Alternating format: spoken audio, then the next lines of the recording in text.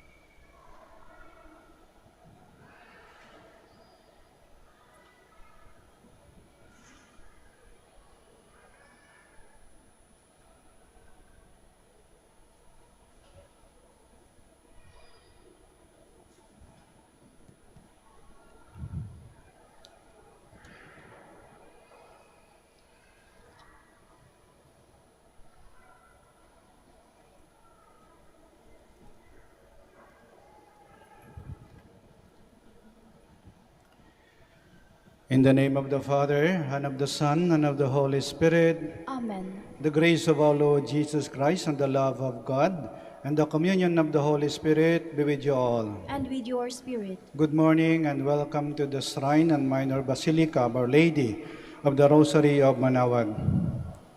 Today we celebrate the Immaculate Heart of Mary.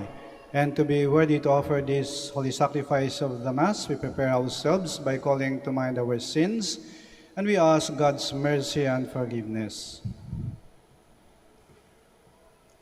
In all humility, all together we say, I confess to Almighty God and to you, my brothers and sisters, that I have greatly sinned in my thoughts and in my words, in what I have done and in what I have failed to do.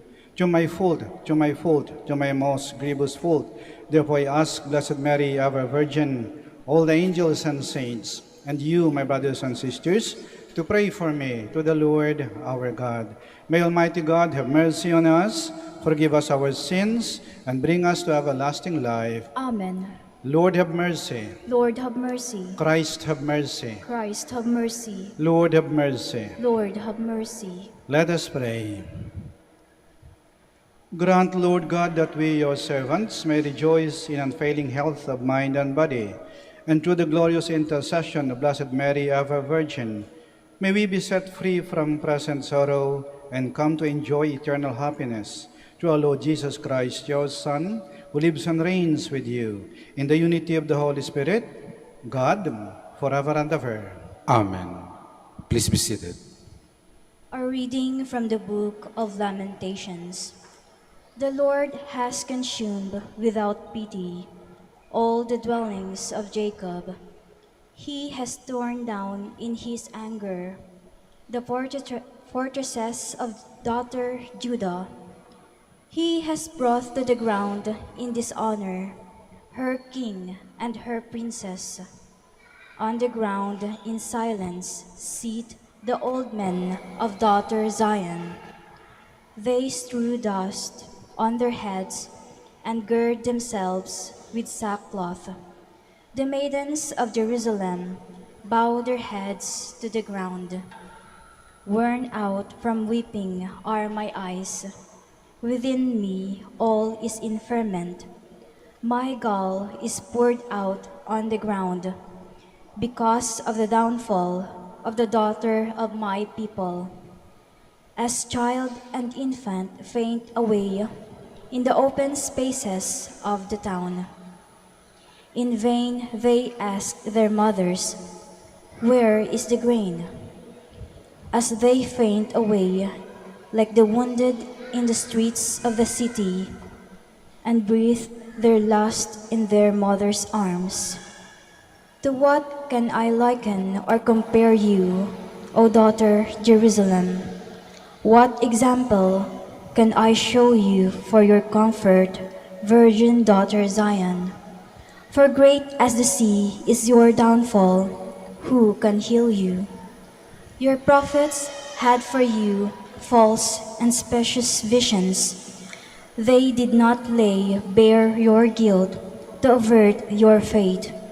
They beheld for you in vision false and misleading portents. Cry out to the Lord, moan, O daughter Zion. Let your tears flow like a torrent day and night. Let there be no respite for you, no repose for your eyes. Rise up, shrill in the night. At the beginning of every watch, pour out your heart like water in the presence of the Lord. Lift up your hands to Him for the lives of your little ones who faint from hunger at the corner of every street. The word of the Lord. Thanks be to God. Lord, forget not the souls of your poor ones. Lord, forget not the souls of your poor ones. Why, O God, have you cast us off forever? Why does your anger smolder against the sheep of your pasture? Remember your flock, which you built up of old, the tribe you redeemed as your inheritance, Mount Zion, where you took up your abode. Lord, forget not the souls of your poor ones. Turn your steps toward the utter ruins, toward all the damage the enemy has done in the sanctuary. Your foes roar triumphantly in your shrine. They have set up their tokens of victory. They are like men coming up with access to a clump of trees. Lord, forget not the souls of your poor ones. With chisel and hammer, they hack all the paneling of the sanctuary. They set your sanctuary on fire. The place where your name abides, they have razed and profaned. Lord, forget not the souls of your poor ones. Look to your covenant, for the hiding places in the land, and the plains are full of violence. May the humble not retire in confusion. May the afflicted and the poor praise your name. Lord, forget not the souls of your poor ones. Please stand.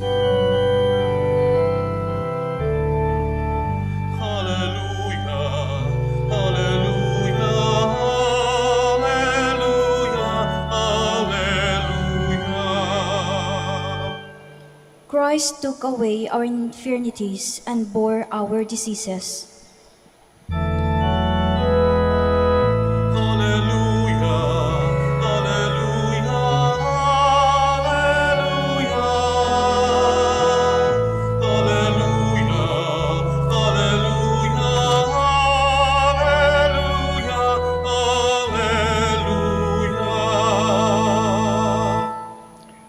The Lord be with you. And with your spirit.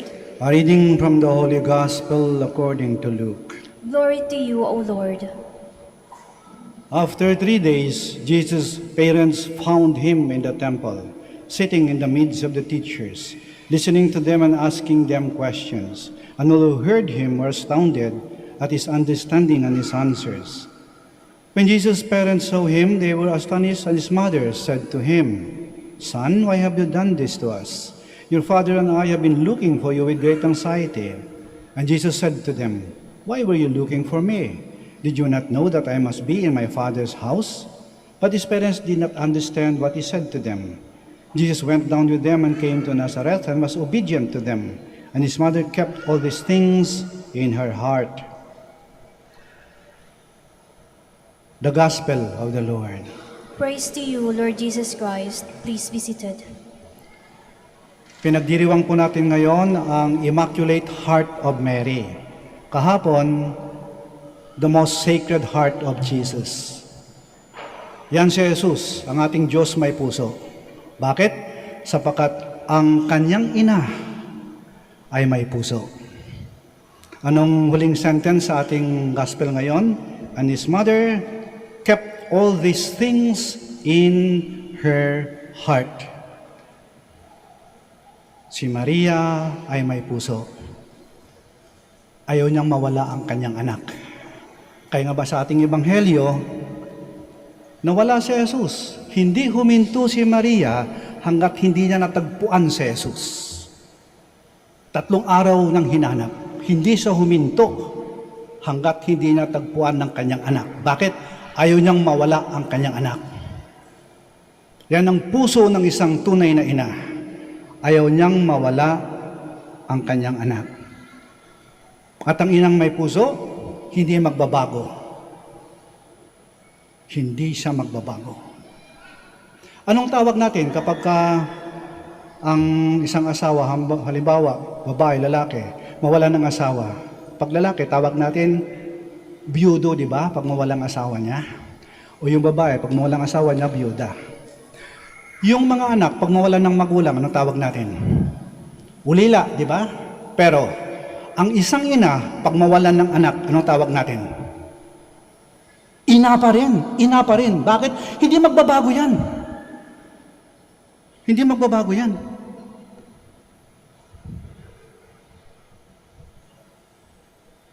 Ang puso ng isang ina ay laging nagmamahal at ayaw niyang mawala ang kanyang anak. Sa katunayan nga, ang isang inang may puso, lagi niyang inuuna ang kanyang anak. Yung kanin na susubo na lang niya eh. Pag nakita niyang gutom pa yung anak niya eh, susubo na sa anak niya, unahin niyang anak niya. Ang isang inang may puso, unahin ang pangailangan ng kanyang anak. Kaya ng bagong damit eh, luma ng damit na, pero kailangan anak ko yung damit eh. Unahin yung kanyang anak. Di bali nang wala akong bagong sapatos, di bali nang wala akong bagong damit, bali nang wala akong alahas, basta mayroon ang aking anak. Nang isang ina, inuuna ang kanyang anak.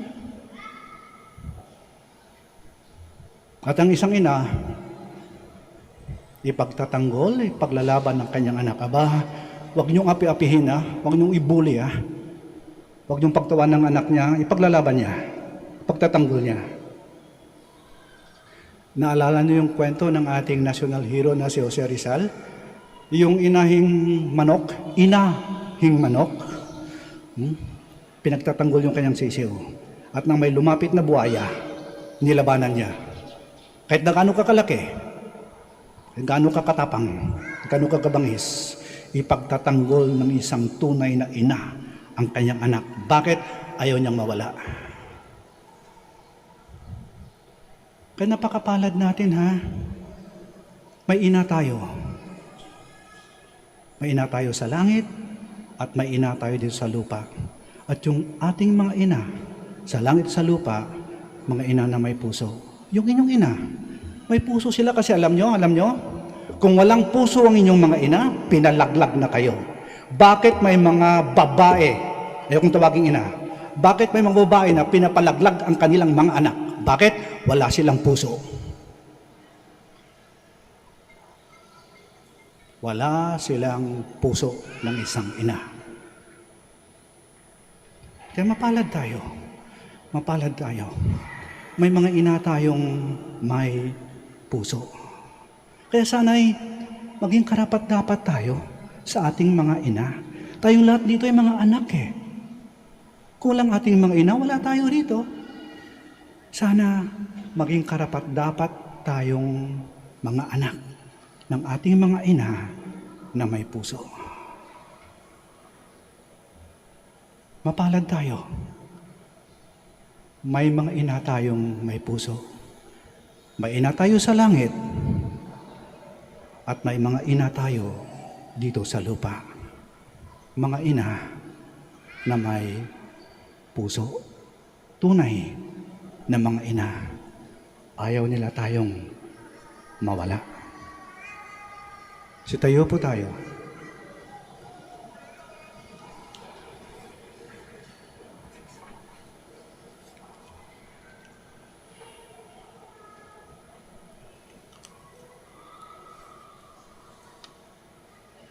Let us now present to the Lord our petitions. He listens to us.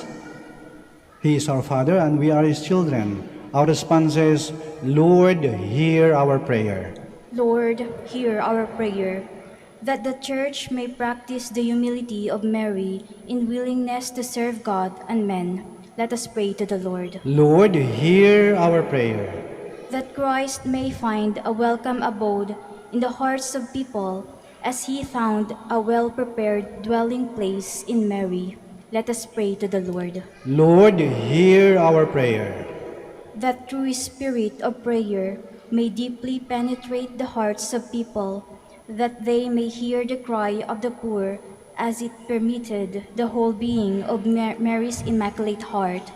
Let us pray to the Lord. Lord, hear our prayer. That those who are sick in mind and body may find healing and consolation through the powerful intercession of Mary. Let us pray to the Lord. Lord, hear our prayer. That the dying may look up to Mary as their source of strength and comfort as she stood by the cross of her Son. Let us pray to the Lord. Lord, hear our prayer. We pray for the intentions of this Mass, and in the silence of our hearts, we present to the Lord our own personal intentions.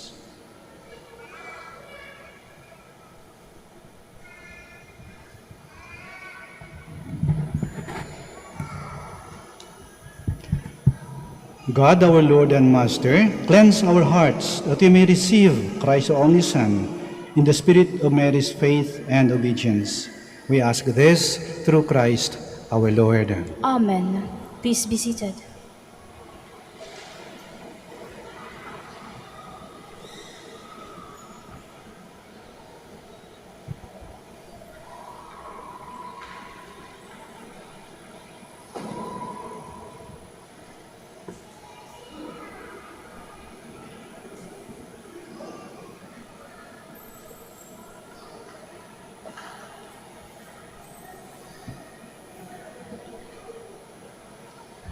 Blessed are you, Lord, God of all creation, for your goodness we have received the bread we offer you. Fruit of the earth and work of human hands, it will become for us the bread of life. Blessed be God forever.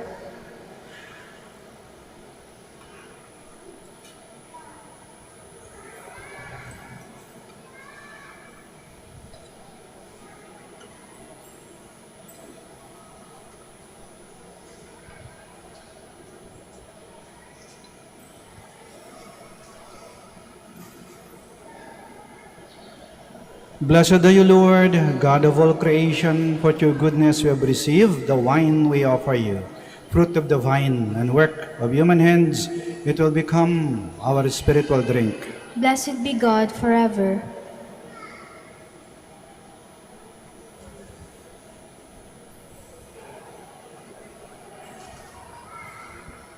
Please stand. Pray, my dear friends, that our sacrifice may be acceptable to God, the Almighty Father. May the Lord accept the sacrifice at your hands for the praise and glory of his name, for our good and the good of all his holy church. Receive, O Lord, we ask, the prayers of your people with the sacrificial offerings, that to the intercession of Blessed Mary, the mother of your Son, no petition may go unanswered, no request be made in vain. Through Christ our Lord. Amen. The Lord be with you. And with your spirit, Lift up your hearts. we lift them up to the Lord. Let us give thanks to the Lord our God. It is right and just. It is truly right and just, our duty and our salvation, to praise your mighty deeds in the exaltation of all the saints, and especially as we celebrate the memory of the Blessed Virgin Mary, to proclaim your kindness as we echo a thankful hymn of praise. For truly, even to earth's ends you have done great things, and extended your abundant mercy from age to age. When you looked on the lowliness of your handmaid, you gave us through her the author of our salvation, your Son, Jesus Christ, our Lord. Through him the host of angels adores your majesty, and rejoices in your presence forever. May our voices, we pray, join with theirs in one chorus of exultant praise as we acclaim.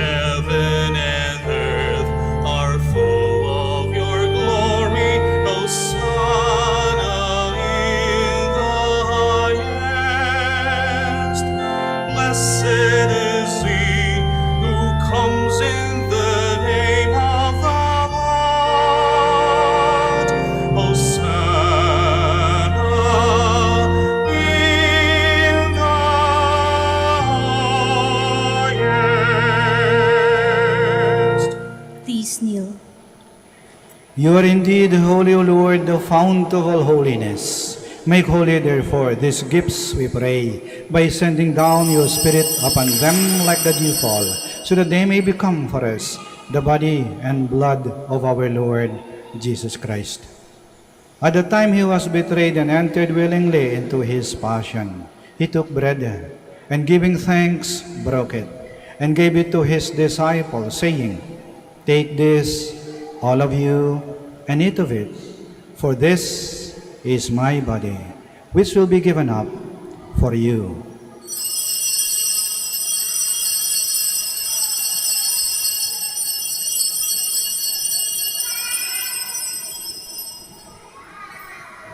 In a similar way, when supper was ended, he took the chalice, and once more giving thanks, he gave it to his disciples, saying, "Take this, all of you, and drink from it, for this is the chalice of my blood, the blood of the new and eternal covenant, which will be poured out for you and for many for the forgiveness of sins.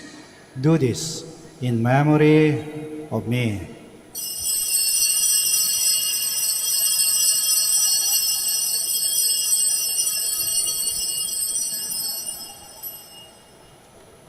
The mystery of faith. When we eat this bread and drink this cup, we proclaim your death, O Lord, until you come again.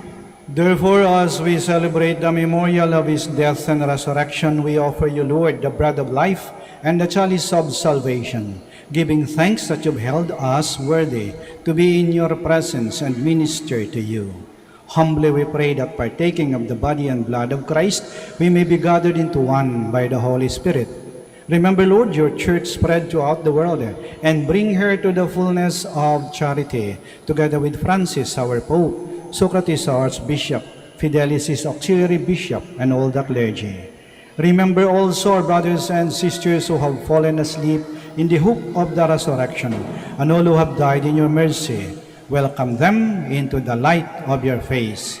Have mercy on us all, we pray, that with the Blessed Virgin Mary, Mother of God, with Blessed Joseph, her spouse, with the blessed apostles, and all the saints who have pleased you throughout the ages, we may merit to be co-heirs to eternal life, and may praise and glorify you to your Son, Jesus Christ.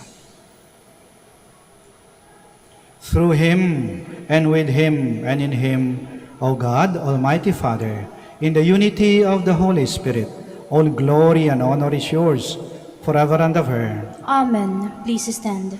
Now in loving confidence, we pray to our Father in the words Christ taught us.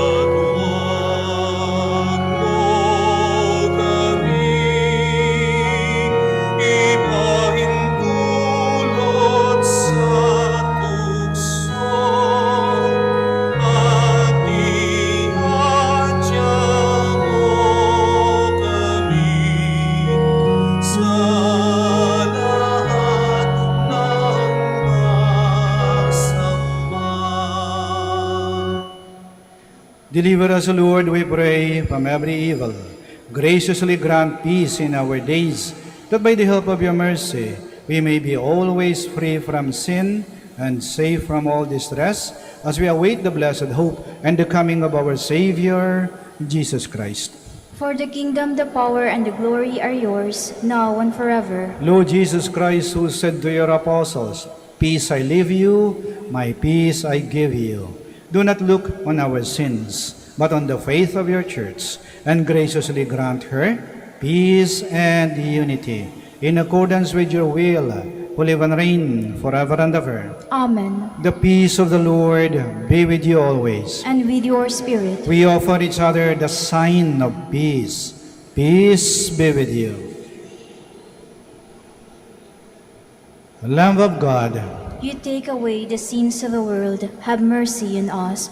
Lamb of God, you take away the sins of the world, have mercy on us.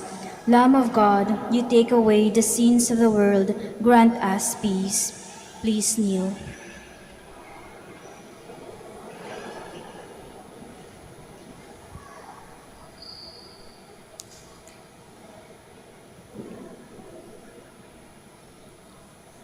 here is Jesus Christ, our God, who has a heart following his mother, the mother with an immaculate heart. He is the Lamb of God who takes away the sins of the world. Blessed are those called to the supper of the Lamb. Lord, I am not worthy that you should enter under my roof, but only say the word, and my soul shall be healed.